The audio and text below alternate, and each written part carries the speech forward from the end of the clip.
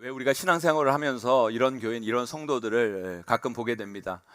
예수 그리스도를 믿는다고 말하고 교회 생활, 신앙생활을 하는데 아직 혈기를 버리지 못하신 분들, 그런 분들이 계십니다. 조그만 어떤 일이 일어나면 신경질을 부리고 욕하고 화내고 막 욱하고, 또 이런 분들도 있죠. 예수 그리스도를 믿는다고 고백하고 교회를 다니고 신앙생활을 한다고는 하는데 아직 욕심을 버리지 못하는 분들, 돈 문제만 생기면 얼굴이 확 바뀌어서 져서 쫀쫀해지고 야비해지고, 전혀 양보라는 걸 모르고, 이런 분들도 계십니다. 예수 그리스도를 믿고 세례도 받고 교회 봉사도 하고 하는데 여전히 상처 가운데 머물러 있는 분들, 누가 한마디 하면 그게 다 상처예요. 상처. 요즘 얼굴이 너무 이뻐졌는데, 그런 소리 들으면 그냥 내가 이뻐졌나 보다 그러고 기뻐하면 얼마나 좋아요. 그런데 그 말을 곡해해서 그러면 내가 예전에는 못생겼다는 거야? 꼭 이렇게 생각해서 뭔 말을 못 붙이겠는 사람, 그런 사람들 있죠. 이런 게 평신들도만 있는 게 아닙니다. 목회자들 중에도 그런 분들 계세요.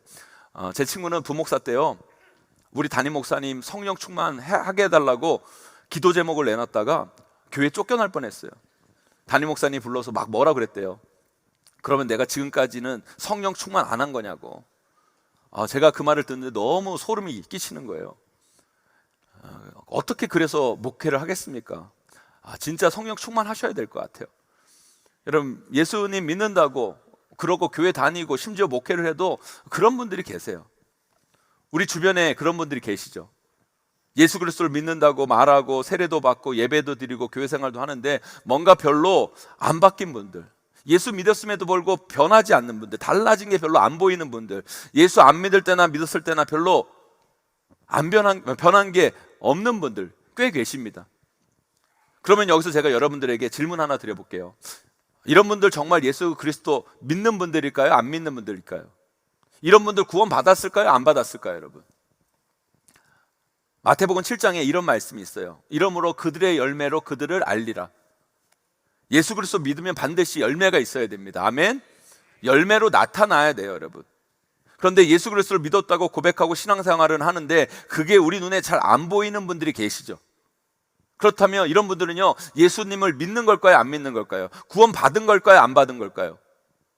이렇게 생각해 본다면 이런 분들은 구원 못 받을 분일 경우가 꽤 있을 것 같아요. 하지만 또 우리가 이렇게 생각할 수도 있잖아요. 그 열매의 기준이 뭐냐는 거예요. 우리 눈에 안 보인다고 그 사람 삶에 열매가 없다고는 말할 수 없잖아요. 우리 눈이 완벽한 것도 아니고 우리 판단이 정확한 것도 아니고 우리 생각에 그 사람이 삶에 열매가 없다고, 우리 눈에 안 보인다고 그 사람의 구원에 열매가 전혀 없다고 판단할 수는 또 없는 거죠. 우리 눈에는 변화가 안 보여도 하나님 눈에는 보일 수 있잖아요.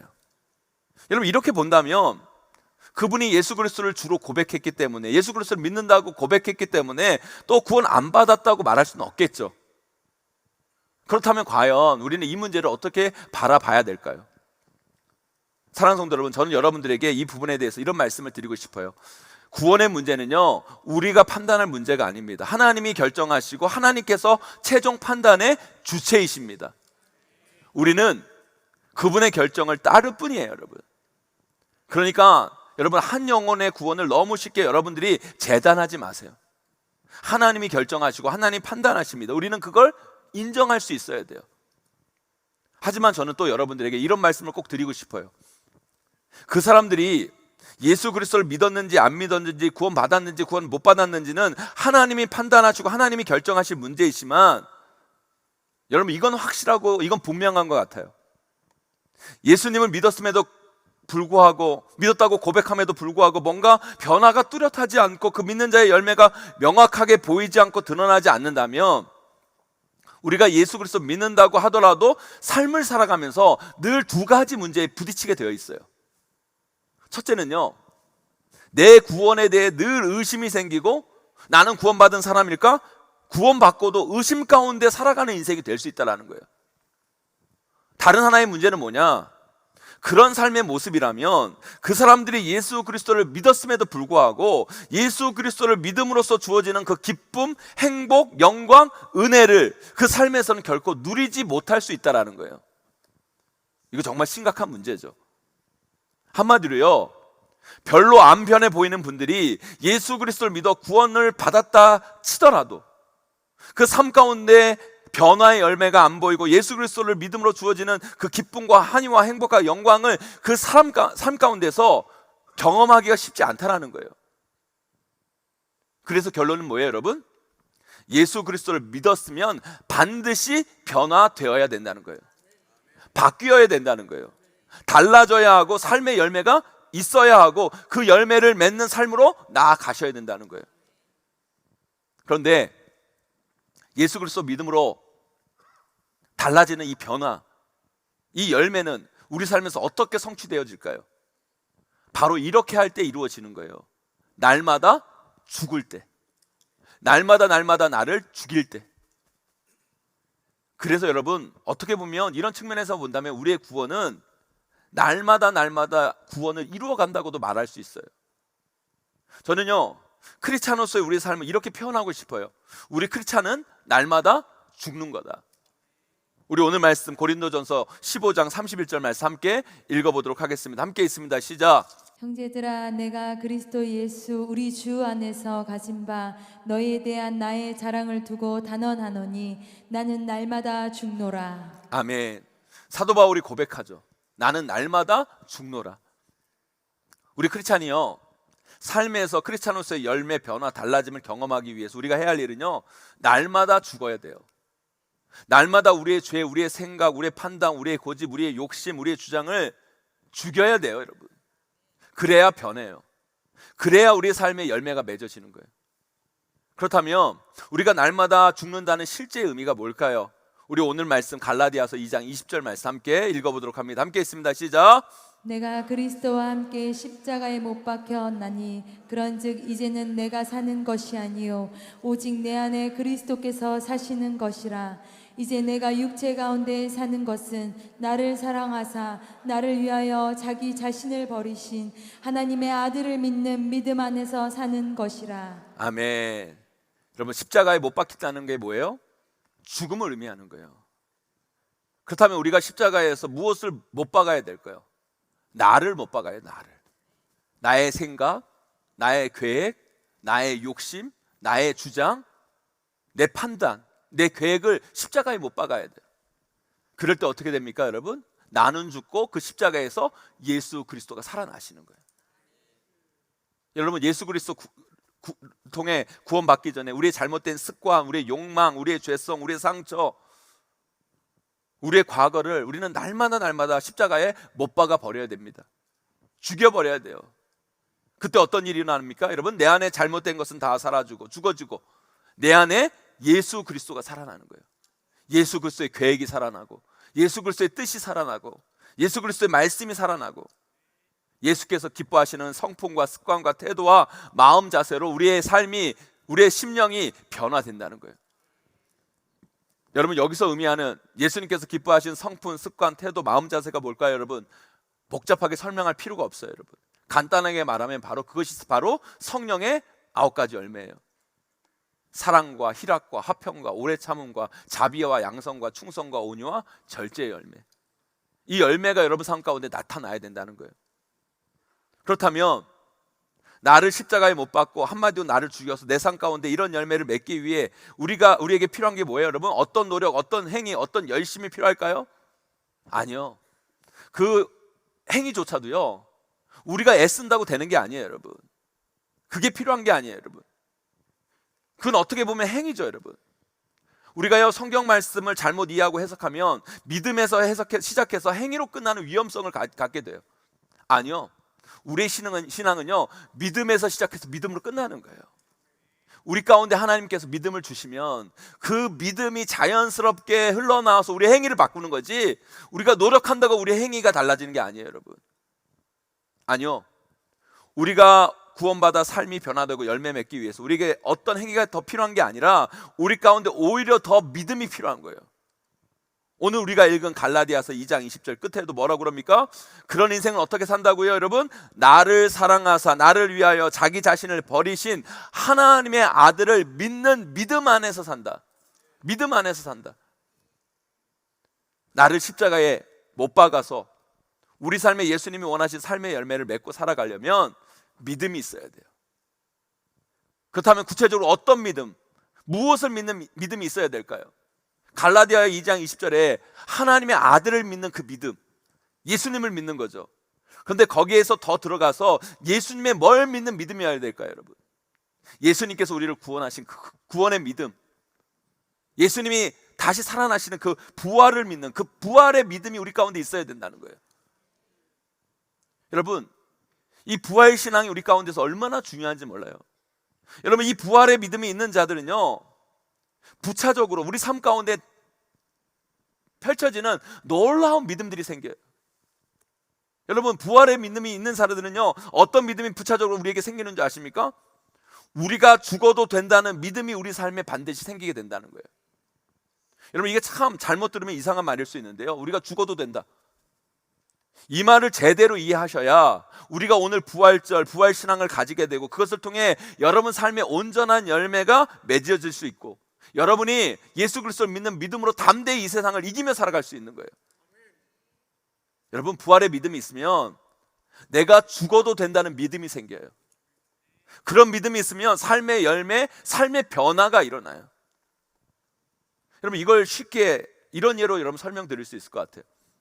제가 보면요, 처음부터 결혼생활, 부부관계가 꼬이는 사람들의 특징이 있어요. 이 사람들은요, 처음부터 결혼생활에 대한 잘못된 조언을 믿어서 그런 경우가 꽤 있어요. 제가 그랬거든요, 여러분. 저도 결혼하기 전에 그게 조언이랍시고 결혼 먼저 한 친구들한테 이상한 말을 들은 적이 있어요. 제가 결혼을 늦게 해가지고 제 친구들이 결혼을 빨리 했거든요. 그래서 그 친구들이 결혼하면서 저한테 조언을 하는데 이상한 조언을 한 거예요. 그 조언을 믿었다가 제가 큰 코를 당했잖아요. 이런 거예요. 결혼해서 초장부터 밀리면 안 된다는 거예요. 처음부터 잡히면 평생 잡혀 살아야 된다고. 그러니까 결혼 생활을 잘하려면 초장부터 확 휘어잡으라고. 절대 초장에 밀리면 안 된다고. 남자분들 제발 그런 조언 하지 마세요, 여러분. 자기만 망치면 됐지 여러분 왜 남까지 망칩니까, 여러분? 저도요, 그런 소리를 하도 많이 들어서요, 지금도 그래요. 부부싸움 하다가 뭔가 내가 여기서 져주면 평생 잡혀 살 것 같은 불안이 있어요. 불안이. 아니요, 져도 돼요. 져주셔도 아무 문제 없어요, 여러분. 져주셔야 여러분의 가정이 더 행복해지는 거예요, 여러분. 더 좋아져요. 지면 큰일 난다고 생각하고 부부싸움을 하니까 가정에 큰일이 일어나는 거예요. 저도 괜찮다고, 저도 문제가 없다고, 질 수 있다고 생각하고 부부싸움을 해보세요, 여러분. 금방 잘못했다 그러고 금방 화해하고 싸우다가도 바로 좋아지고 그럴 때 그 가정이 행복해지는 거예요. 사랑하는 성도 여러분, 오늘 부활주일이에요. 왜 우리가 이렇게 부활절을 기념하며 지키며 사는 줄 아십니까, 여러분? 우리 크리스찬에게 있어서 이 부활신앙은 너무나도 중요한 것이기 때문인 거예요. 우리 예수님께서 죽음에서 부활하셨듯이 우리도 이 죽음의 권세에서 부활한다는 사실, 이게 정말 중요합니다, 여러분. 그런데 이게 왜 중요한지 아십니까? 이 믿음, 이 부활신앙이 있을 때 우리는 죽어도 괜찮은, 죽어도 되는 인생이 되기 때문이에요, 여러분. 여러분, 죽으면 절대로 안 되는 인생하고요, 죽어도 되는 인생이 얼마나 큰 인생의 차이를 만드는 줄 아십니까, 여러분? 이거 아셔야 돼요. 여러분, 서커스 아시죠? 서커스 중에 공중 그네가 있잖아요. 공중에서 막 이렇게 그네를 막 타다가 여러분 갑자기 점프를 해가지고 두 바퀴 세 바퀴 딱 돌아가지고 저쪽 편 그네를 딱 잡고, 그죠? 다시 돌아가지고 여러분 그네를 쭉 타다가 여러분 두 바퀴 세 바퀴 돌아가지고 다른 그네를 딱 잡고, 여러분 TV에서 여러분 그걸 직접 보시거나 여러분 TV에서 보신 분들 아시잖아요. 그거 보면 얼마나 대단한 생각이 듭니까? 와, 저 사람 대단하다. 그런데 여러분, 그 사람들이 어떻게 그렇게 멋진 연기를 할 수 있는지 아십니까? 퍼포먼스를 할 수 있는지 아세요, 여러분? 그게 훈련으로만 되는 게 아니라는 거예요. 그분들 여러분 그 그네 훈련하기 전에 제일 먼저 하는 훈련이 있대요. 그게 뭐냐면 그 그네 아래 그물로 떨어지는 훈련부터 한대요. 그 그물로 계속 떨어지는 훈련.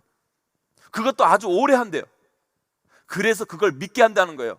떨어져도 된다, 떨어져도 괜찮다, 떨어져도 아무 문제 없다, 떨어져도 아무 상관없다. 그걸 엄청 한 다음에 그 믿음이 확실해지면 그때부터 공중군의 연기를 연습하고, 그럴 때 멋진 퍼포먼스가 나온다고 그래요. 보세요, 여러분.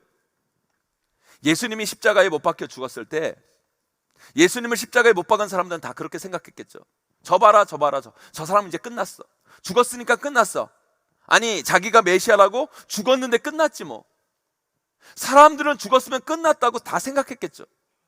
그러나 우리 예수님은요, 십자가에서 죽어도 됐어요. 왜요? 우리 예수님은 다시 부활하실 수 있기 때문에. 그래서 우리 예수님이 십자가를 지신 것이고 십자가에서 죽으신 거예요. 왜요? 다시 살 수 있기 때문에. 그래서 예수님은 죽으셔도 됐던 거예요, 여러분. 그들은 그걸 몰랐죠. 여러분, 우리도 마찬가지예요. 여러분, 우리도 죽어도 돼요. 왜? 우리는 죽어서 저 천국에 들어갈 수 있기 때문에. 그런데요, 예수 그리스도 안 믿는 사람은 죽으면 큰일 나요. 왜요? 죽으면 지옥에 가기 때문에. 여러분, 우리는 죽어도 돼요. 왜요, 여러분? 우리는 죽으면 죽음이 끝이 아니라 또 다른 영생의 삶이 우리에게 주어지기 때문에. 그러나 예수 그리스도 믿지 않는 사람은 죽으면 큰일 나요. 안 돼요. 왜요? 그 죽음은 그들에게 멸망이고 사망이기 때문에. 여러분, 죽어도 되는 인생하고 죽으면 큰일 나는 인생이 이렇게 다른 거예요, 여러분. 사랑하는 성도 여러분, 예수 그리스도 믿는 왜 우리 인생의 모든 게 문제인 줄 아십니까, 여러분? 여러분, 우리 인생의 모든 게 왜 문제가 되는 줄 아세요? 죽으면 안 되니까. 죽으면 큰일 나니까. 죽으면 다 그걸로 끝나가 버리니까. 그렇게 되면 우리 삶의 모든 게 다 문제가 되어 버리는 거예요. 그런데요, 여러분, 죽어도 되는 인생은요, 이 세상의 모든 문제가 아니에요, 여러분. 문제가 아닐 수가 있어요, 여러분. 프로야구팀, 여러분, 한화라는 팀 아시죠? 한화. 여기도 한화 팬들 많으실 것 같은데, 이 한화라는 프로야구팀 보면요, 진짜 너무너무 안타까워요. 맨날 거의 꼴등 아니면 그 밑에서 맨더는, 그것도 십수년을 맨날 꼴등만 하는 팀이에요. 그런데도 그 팀을 지금까지 여지껏 응원하는 사람들은 정말 대단한 것 같아요. 정말. 올해도 아니나 다를까, 여러분, 시작하자마자 또 꼴찌예요. 또 꼴찌. 그런데 안타까운 건 뭔지 아세요, 여러분? 시작하자마자 이 하나라는 팀이 또 계속 지는데, 그것도 어떻게 지는 줄 아세요, 여러분? 많은 게임을 1점 차로 져요. 1점 차로. 억울하게. 근데 제가 보니까 이런 것 같아요. 그러니까 하나팀 선수들 표정이나 이런 거 보면 맨날 지니까요, 너무 결연해요. 오늘 절대 지면 안 돼. 우리 꼴등하면 안 돼. 절대 지면 안 돼. 그런 마음으로 하니까 더 불안해서 더 못하고, 잘하고도 1점 차로 지는 거예요. 여러분, 잘하는 팀은 왜 잘하는 줄 아십니까? 오늘 져도 돼요. 왜요? 내일 이기면 되니까. 내일 이길 수 있으니까. 저도 괜찮아요. 내일 이길 자신이 있으니까. 그 자신감으로 오늘을 살아가니까 강팀이 되는 거예요, 여러분. 여러분, 샌프란시스코에 가면 영어로는 골든 브릿지, 금문교라는 게 있어요. 저도 거기를 가봤는데요. 거기를 걸어가 봤는데 정말 높아요. 거기에다가 여러분, 바람이 쌩쌩쌩쌩 불어요. 그 금문교를 지을 때 중국인 노동자들이 와서 건설을 했는데, 거기가 바람도 세고 하도 높으니까요, 노동자들이 일하면서 불안한 거예요. 그래서 그 금문교 짓다가 그렇게 많은 중국인들이 그 바다 밑으로 떨어져 죽었다고 그래요. 하도 사람들이 죽으니까 그 밑에 많은 비용을 들여서 철거물을 쫙 깔아놨대요. 철거물을. 그런데 여러분, 신기한 게 뭔지 아십니까, 여러분? 그때부터는 죽은 사람은 물론 없고 그 철거물에 떨어지는 사람도 없었대요. 신기하죠, 여러분? 사랑하는 성도 여러분, 왜 우리에게 부활신앙이 엄청난 은혜인지 아세요, 여러분?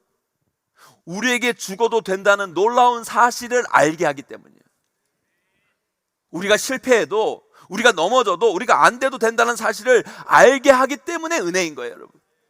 우리 요한복음 11장 25절 26절 말씀 함께 읽어보도록 하겠습니다. 함께 있습니다. 시작. 예수께서 이르시되 나는 부활이요 생명이니 나를 믿는 자는 죽어도 살겠고 무릇 살아서 나를 믿는 자는 영원히 죽지 아니하리니 이것을 내가 믿느냐. 아멘. 사랑하는 성도 여러분, 우리는요 죽어도 됩니다, 여러분. 왜요? 우리는 다시 부활할 거기 때문에. 우리는 영생할 거기 때문에. 여러분, 우리는요 져도 돼요. 인생을 살아가면서 좀 져도 돼요, 여러분. 왜요? 우리 예수님께서 우리를 다시 승리케 하시기 때문에. 우리는요 실패해도 돼요.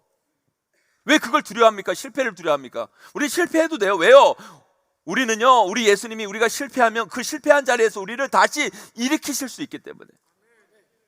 그러니까 여러분, 좀 여러분들을 죽이세요. 인생을 살아가면서 이거 없으면 안 되겠다, 이거 놓치면 안 되겠다, 그런 거 없어요. 여러분 좀 여러분들을 죽이면 살아도 괜찮아요. 성격도 죽이시고, 상처도 죽이시고, 고집도 죽이시고, 욕심도 죽이시고, 이거 없으면 안 될 것 같은 마음도 죽이고, 여러분의 계획도 내려놓고, 여러분 반드시 이렇게 돼야 된다는 마음도 좀 죽이고 다 죽여보세요. 여러분 죽어도 돼요. 여러분 아니요, 죽어야 사는 거예요. 여러분 그러면 예수 그리스도께서 여러분들을 다시 살려요. 다시 일으킵니다. 여러분의 모든 것들을 십자가에 못 박아야 여러분 삶의 성도로서의 아름다운 열매가 맺히고 크리스찬의 참된 기쁨, 행복, 은혜가 넘쳐나는 거예요. 여러분 제 주변에서 실제 있었던 일인데요, 어떤 은퇴하신 국문과 교수님이요, 전도를 받고 교회를 나온 거예요. 그래서 예배도 드리시고 세례도 받고, 그런데 이 목사님 설교를 듣는데, 교회 나와서 목사님 설교를 듣는데, 이 국문과 교수님이요, 은퇴하신 국문과 교수님이 자꾸 마음에 걸리는 거예요. 자기가 왕년에 국어 문법 전공자라고 목사님 설교 가운데 문법이 안 맞는 문장이 나올 때 자꾸 걸리는 거예요. 예를 들어서 뭐 설교자가 믿는 자로서 우리가 이렇게 살아야 됩니다 라고 하면 로서를 써야 될까요? 로서를 써야 될까요? 여러분 로서를 써야죠. 여러분 근데 그 목사님이 자꾸 믿는 자로서 이렇게 이야기하는 거예요. 그래서 이 교수님이 못 참고 목사님한테 찾아가서 말한 거죠. 목사님이 설교하실 때 자꾸 믿는 자로서 하시는데, 로서는 수단 도구를 쓸 때 사용하는 단어니까 로서가 아니라 거기 그때는 로서를 사용해야 된다고. 그건 자격 지위에 해당하는 로서를 써야 된다고. 그러니까 다음부터는 믿는 자로서 하지 마시고 믿는 자로서로 하시라고. 왜 그게 그분에게는 걸릴까요? 여러분 내가 저 안다는 거죠. 내가 왕년에 고수할 때 이거죠. 여러분 근데 그 설교를 듣고 목사님에게는 또 상처가 된 거예요. 그래서 설교 준비할 때마다 너무 스트레스고, 이제는 설교 내용 준비보다 문법 체크가 더 오래 걸리는 거예요. 그리고 로서를 써야 될 때가 있으면 그냥 아예 문장을 안 써버리든지, 할 수 없이 쓸 때는요 그 성도가 또 로서로 들릴까 봐 로서 이렇게 이야기한대요. 그것도 왜 그래요? 여러분 우리 안에 자존심의 상처가 아직 죽지 못한 거예요. 사랑하는 성도 여러분, 왜 우리가 인생을 그렇게 사냐고요. 여러분 로 써면 어떻고 로 서면 어때요? 여러분 척하면 척해야지. 여러분 안 그래요? 여러분 그래서 저는 우리 성도님들이 너무 좋아요. 여러분 여기 국문과 교수 없으시죠? 여러분 우리가 어떻게 완벽합니까? 여러분 꼭 이겨야 되고, 여러분 절대 틀리면 안 되고, 여러분 절대 지면 안 되고, 여러분 절대 실패하면 안 되고, 여러분 이거 없으면 안 되고, 꼭 이렇게 해야 되고. 여러분 아니요, 그렇지 않아요. 우리가요 십자가 앞에 우리 모든 걸 다 내려놓을 줄 알아야 돼요. 예수 그리스도 십자가 외에, 여러분 복음에 그 모든 것을 못 박을 수 용기가 우리 가운데 있어야 돼요. 이거 없으면 안 되고, 이거 틀리면 큰일 나고, 이거 안 되면 문제가 있고. 아니요, 그 모든 거 다 십자가에 못 박아 보세요. 그러면 예수님이 여러분들 살리십니다. 여러분들이 일으키십니다. 여러분 그래야 여러분 삶 가운데 여러분의 열매가 아니라 예수 그리스도께서 주시는 성도로서의 참된 열매가 여러분 가운데 맺어지게 되는 거예요. 우리 갈라디아서 6장 14절 말씀 읽어보도록 하겠습니다. 함께 있습니다. 시작. 그러나 내게는 우리 주 예수 그리스도의 십자가 외에는 결코 자랑할 것이 없으니, 그리스도로 말미암아 세상이 나를 대하여 십자가에 못 박히고 내가 또한 세상을 대하여 그러하니라. 아멘. 사랑하는 성도 여러분, 제발 여러분 십자가 외에, 복음 외에, 예수님 외에 중요하다고 여기는 것이 있다면 십자가에 다 못 박아 버리세요. 그거 없어도 돼요. 다 죽여버리세요. 버려도 됩니다. 없어도 돼요. 왜요? 우리는 다시 부활할 것이고, 우리가 그 모든 것을 다 내려놨을 때, 죽였을 때 우리 예수님께서 우리를 다 살리실 것이고 다 우리를 일으키실 것이기 때문인 거예요. 여러분 인생을 살아가면서 너무 쓸데없는 것에 너무 목매지 마시고, 중요하지 않은 것을 절대제하지 마세요. 다 죽이고 다 내려놓고 십자가를 바라보시고 부활을 소망하세요. 여러분 그럴 때 우리 삶은요 하나님이 주신 삶의 귀한 열매로 풍성하게 될 줄 믿습니다. 사랑하는 성도 여러분, 여러분들은요 어떤 신앙인이십니까? 아직 죽지 못한 신앙인이십니까? 아니면 죽어도 되게 날마다 내 모든 것들을 죽이는 신앙인입니까? 여러분 저는 여러분들이 후자이기를 소망합니다. 날마다 여러분들은요 열매가 보이는 신앙인, 하나님이 살아 역사하시는 신앙으로 우뚝 서게 될 거예요. 그 놀라우신 하나님의 은혜를 반드시 누리시는 저와 여러분, 우리 모두가 되시기를 주님의 이름으로 간절히 축원하고 축복합니다.